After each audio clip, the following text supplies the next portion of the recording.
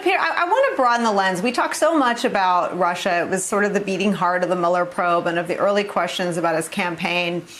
Coincidentally or otherwise, 5 of them had done business in Russia. But I want to ask you more broadly about all of the really outside the mainstream foreign policy views he takes, whether it's the slaughter of Jamal Khashoggi, a journalist who lived and worked in Virginia. Donald Trump didn't just defend MBS, he towed the Crown Prince's line. Turkey is something that we've been talking about. John Bolton writes in his book that he was so concerned about U.S. foreign policy vis-a-vis Turkey, he called AG Barr. Same with China. I mean, do you think this is a president just out there shucking and jiving and looking for side hustles? I do. I think largely many of these decisions are driven by personal business interests. And the most important thing is they're being driven in a way that's hidden. And because they're hidden from the American people, that is precisely what gives these foreign nations leverage over them. So again, that New York Times data, it talks not just about Russia, but it talks about Turkey. It talks about the Philippines. It talks about Azerbaijan. It talks about Dubai. The list goes on and on and on. And the concerning thing is that until yesterday, none of those transactions were known. So each and every one of those hidden transactions, those hidden payments, provide a leverage point for those foreign nations to use over the president and really go a long way to explaining, as you said, some of these just absolutely nonsensical decisions that don't have any benefit to U.S. national security.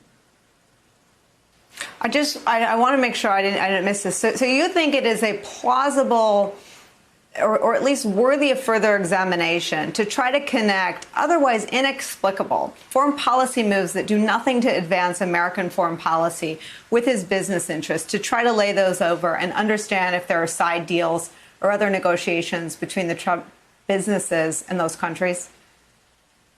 That's exactly right. And that's the goal of counterintelligence. What the FBI and other U.S. intelligence community agencies are trying to do from a counterintelligence perspective is understand why foreign nations and how those foreign nations are doing what they're doing and what they're trying to achieve.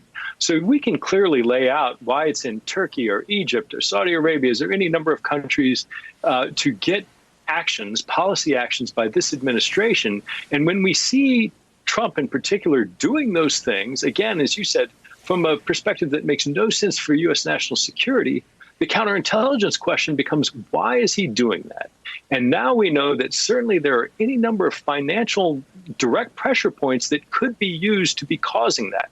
That's why you do counterintelligence. That's why you seek to understand these hidden connections, to look at and see where those pressure points are and why decisions are being made the way they are in a manner that otherwise make no sense from the standpoint of U.S. interests.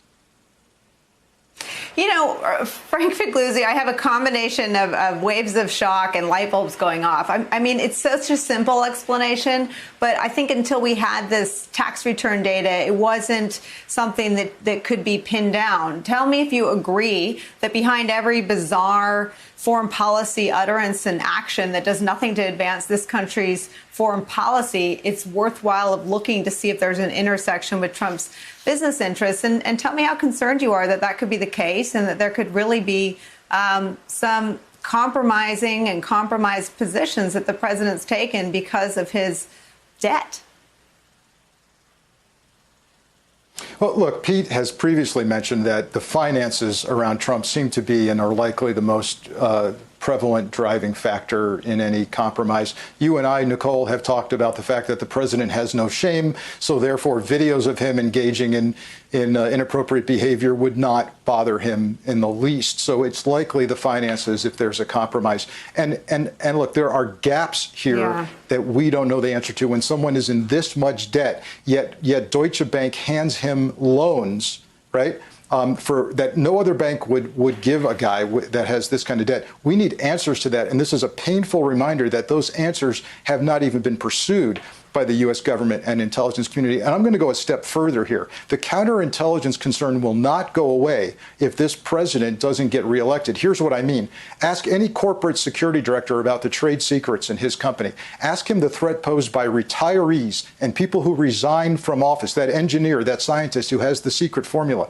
Now imagine what a president who needs cash Imagine what he could do to us with a foreign intelligence service, talking about how our nuclear system works, talking about what launch codes look like, talking about where a president goes, where that bunker is, all of the various things that a president is privy to. It doesn't go away when he goes away. And so I would assert that we need these answers, and we need the investigation to get opened and continue, even if he doesn't get reelected.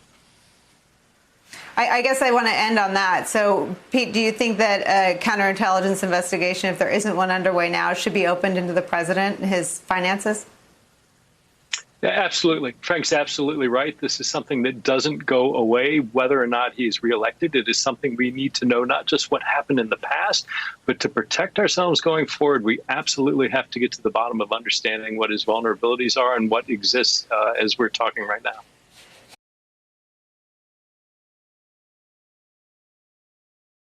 Hey there, I'm Chris Hayes from MSNBC. Thanks for watching MSNBC on YouTube. If you want to keep up to date with the videos we're putting out, you can click subscribe just below me or click over on this list to see lots of other great videos.